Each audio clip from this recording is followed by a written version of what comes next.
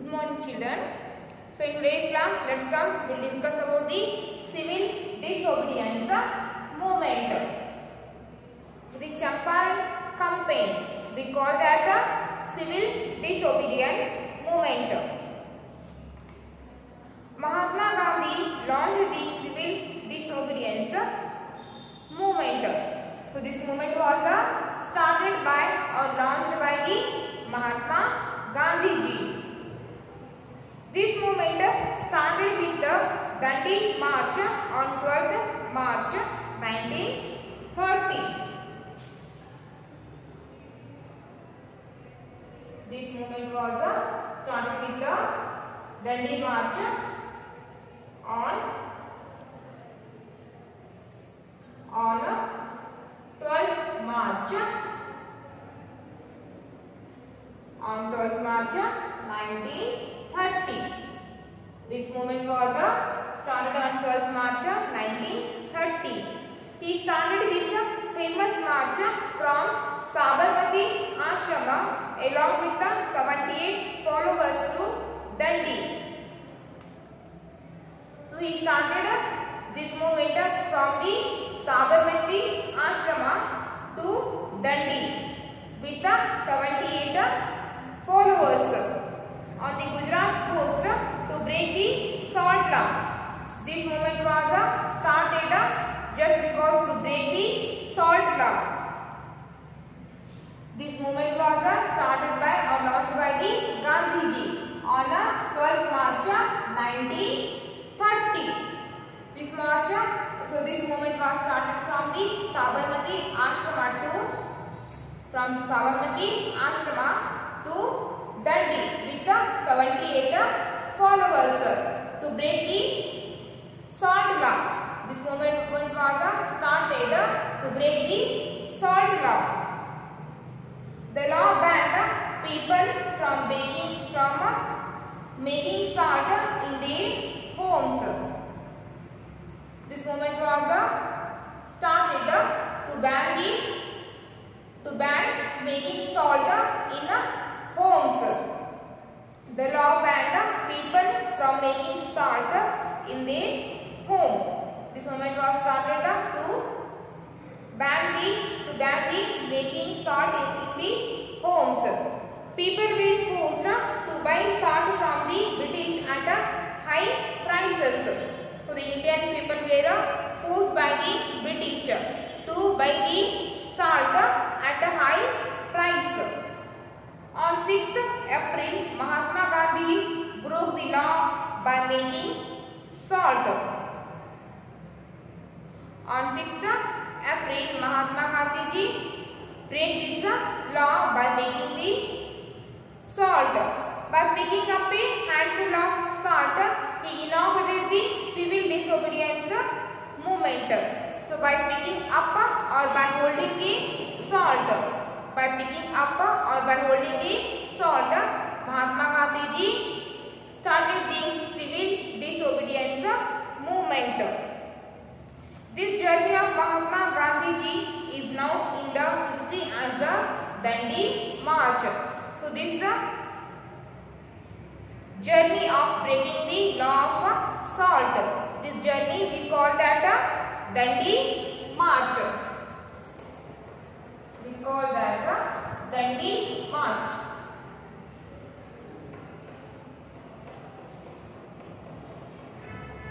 Dandi March. This journey of Mahatma Gandhi is now in the history as the Dandi March. There were many leaders in various parts of the Indian territory who joined this freedom movement. So India has so many leaders, so many fighters joined this civil disobedience movement. Khan Abdul Ghaffar Khan, who was also known as Frontier Gandhi, joined from northwestern India. 13-year-old Rani Gaidliyu of Manipur from the northeast and sea. So the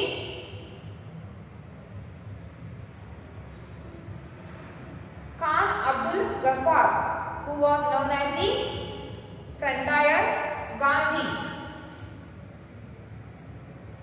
Khan Abdul Ghaffar. Khan Abdul Ghaffar. He was known as the Frontier Gandhi.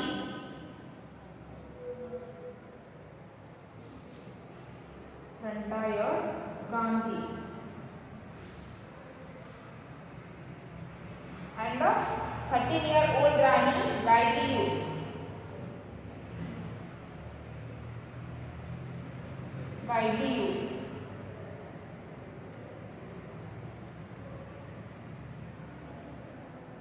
She is the queen of Manipur.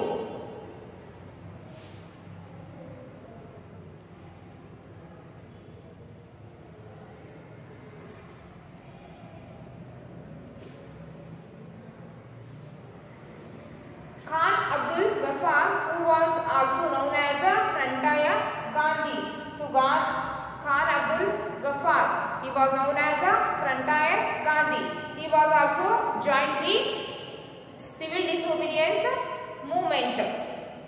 And Gaidliu, she was the queen of Manipur. She was also joined the civil disobedience movement. So Rajagopalachari in the south also joined the movement. And Rajagopalachari. Rajagopalachari. He was also joined the civil disobedience movement. Rajagopalachari in the south also joined the movement. This movement took the shape of a nationwide civil obedience movement, in which women also actively participated. So in the civil disobedience movement, women also taken the participation. So in this movement, women also taken the participate. This movement continued till 1934. This movement continued till 1934. So this movement was started in 1930 and continued up to 1934. Mahatma Gandhi was arrested along with several other leaders. So in this movement, Mahatma Gandhi was arrested with 7 other leaders. When the British found it difficult to handle this movement, so in this movement, so many leaders, so many fighters all over the India were joined. Because of that, this movement was very powerful. So when British found that, when the British found it difficult to handle this movement, when the British knew that they can't handle this movement, they decided to introduce some reforms in India.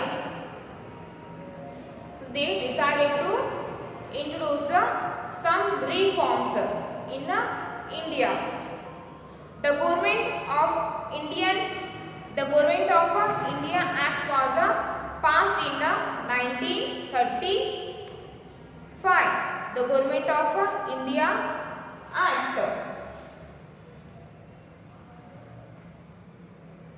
Government of India Act.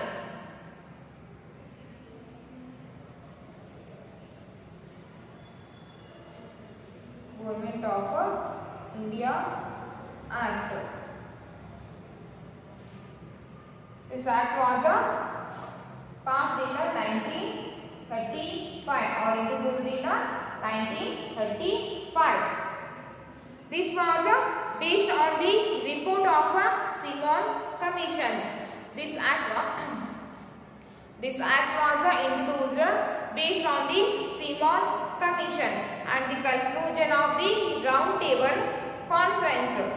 It allowed participation of Indians in the administration.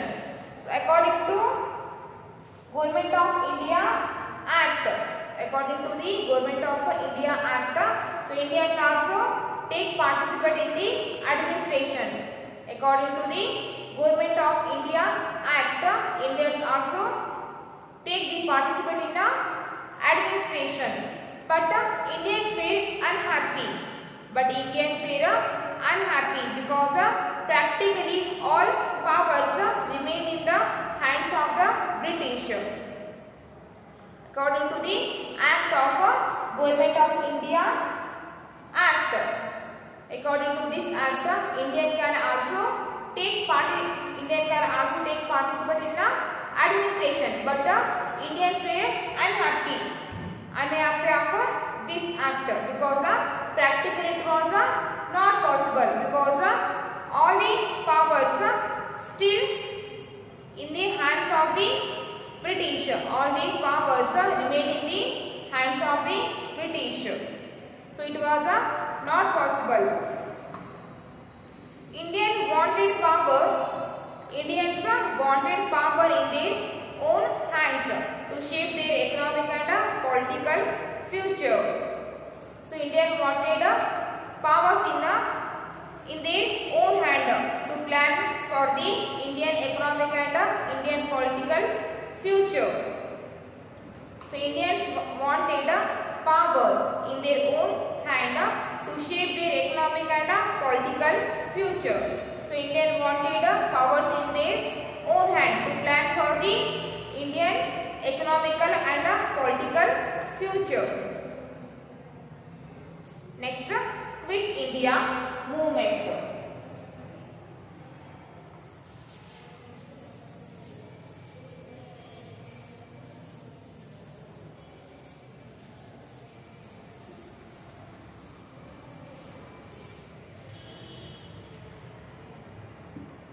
Then Quit India movement.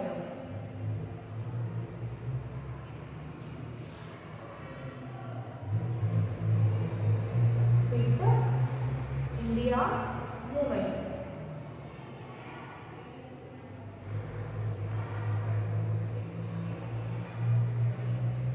Quit India movement.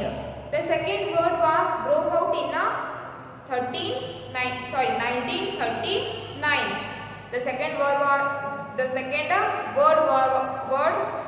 was broken in 1939.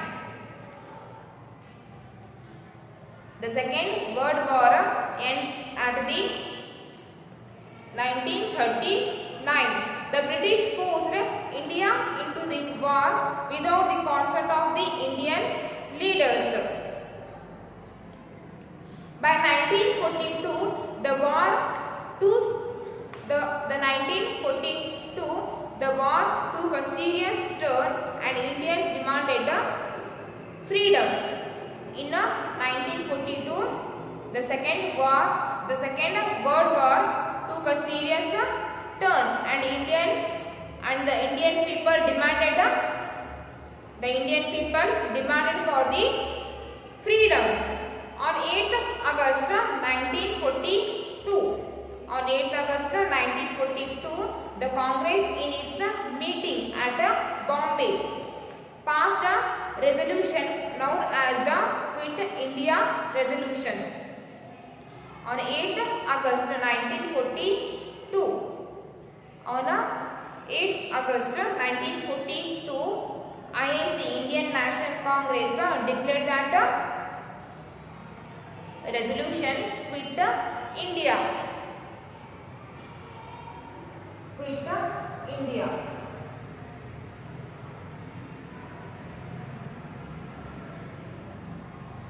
On 8th August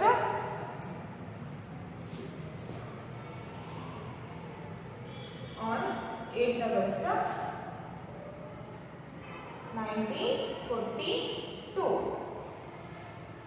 On 8th August 1942, Indian National Congress declared the resolution Quit India. In this resolution, Mahatma Gandhi ji asked the British to quit India and gave a call to his countrymen to do or die for the independence. So in this resolution, Mahatma Gandhi ji asked the British. In this resolution, in the Quit India resolution, Mahatma Gandhi ji asked the British to quit the India and gave a call to the Indian people. And he gave a call to the Indian people that do or die to get the freedom. He tells the Indian people that to get a freedom they have to fight, or to get a freedom they have to die. They have to fight for the independence. They have to fight for the independence, or they have to die for the independence. So in this resolution, Mahatma Gandhi ji asked the British to quit India and gave a call to the Indian people, to the countrymen, to do or die for the independence. On 9th August 1942, on 9th August 1942, all the prominent leaders, including Mahatma Gandhi, Pandit Nehru, and Sardar Vallabhbhai Patel, were arrested. On 9th August 1942, the main Indian leaders such as Mahatma Gandhi ji, Pandit Nehru, Sardar Vallabhbhai Patel were arrested. Violence spread throughout the country. This news spread all over the India. Several parallel governments were established in places like Balia and Satara. In Satara and in Balia, some governments were established. The Indian National Army or Azad Hind Fauj was formed in 1943 by Subhash Chandra Bose to fight the British with the help of Japan. With the help of the Japan, Subhash Chandra Bose formed the Indian National Army and or Azad Hind Fauj in 1943. Indian National Army. Indian National Army was formed in 1943. Subhash Chandra Bose formed the Indian National Army in 1943 with the help of the Japan. The aim was to free India from the British ruler through revolution. The Indian National Army was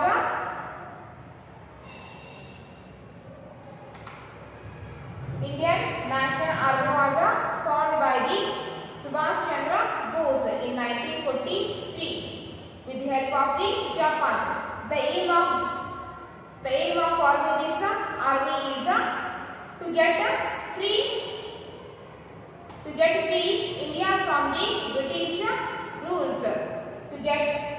To free India from the British rules. The aim of forming this army is to free India from the British rule through revolution. Subhash Chandra Bose, who was popularly called Netaji. Subhash Chandra Bose, popularly called the Netaji, gave the slogan Jai Hind and Delhi Chalo to the people of India. So Subhash Chandra Bose gave the slogans to the Indian people that Jai Hind and Delhi Chalo. Jai Hind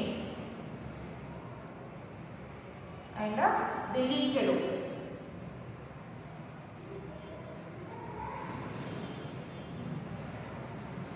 These slogans were given by the Subhash Chandra Bose.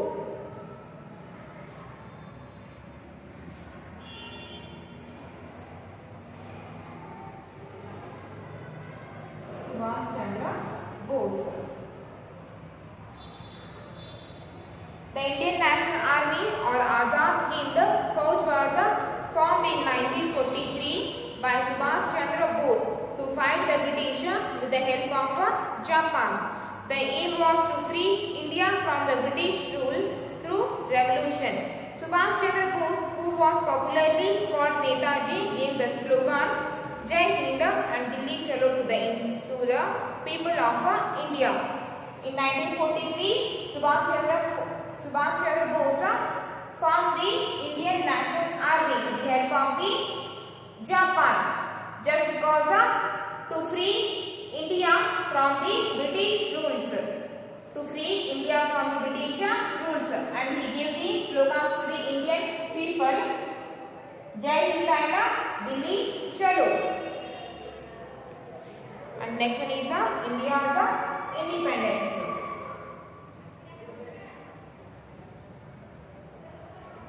India's independence.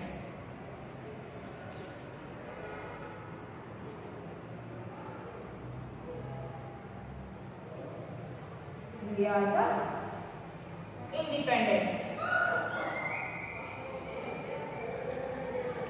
The British thus faced opposition both in India and from outside. So in that time, the British faced the opposition from the Indian people and from the outside people. Their opposition became weak. So because of this, their position became weak. Because of this opposition, their power became weak. The British's power became weak. After the Second World War, elections were held in England. After the Second World War, elections were held in England. After which the situation changed. After the Second World War, the elections which were held in England. After these elections, the situations were totally changed. The British Prime Minister Clement Attlee. The British Prime Minister Clement Attlee had no option but to give India her independence. The British Prime Minister Clement Attlee, he hadn't any option without giving independence to the India. The British Prime Minister hadn't any option without giving. The British Prime Minister hadn't any option to give India her independence. So British Prime Minister hadn't any option.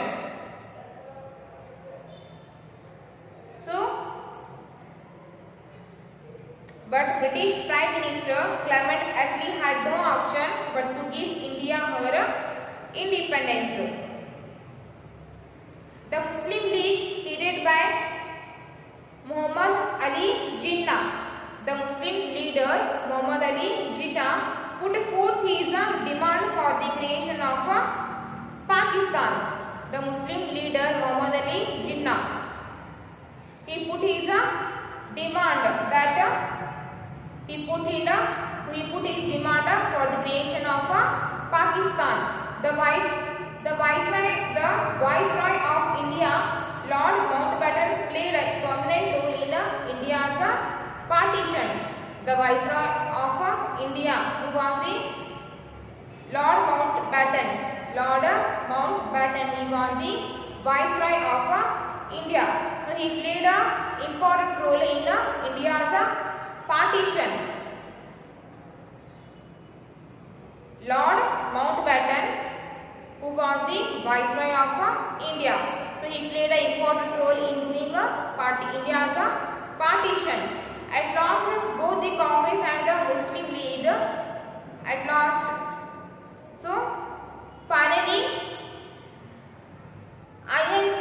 finally the Indian National Congress and Muslim leaders agreed on India's partition. Finally, the INC, Indian National Congress, and Muslim leaders agreed for the Indian partition. Agreed for the India's partition. A new country was born on the 14th August August 1947. So in new country was born on 14 August 1947. That we called Pakistan. So Pakistan was born on 14 August 1947. A new country was born on the 14th August 1947 and was called Pakistan.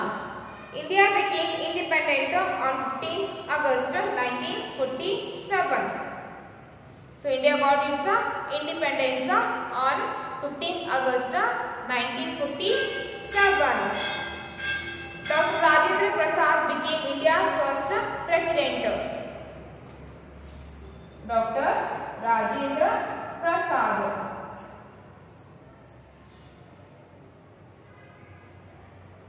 After getting independence, Dr. Rajendra Prasad became the first president.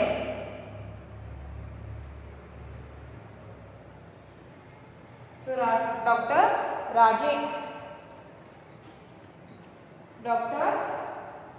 Rajendra Prasad, he was India's first president, and Pandit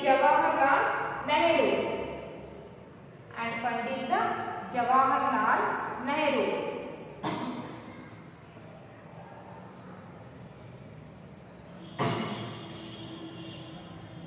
So Pandit Jawaharlal Nehru, he was the India's first Prime Minister.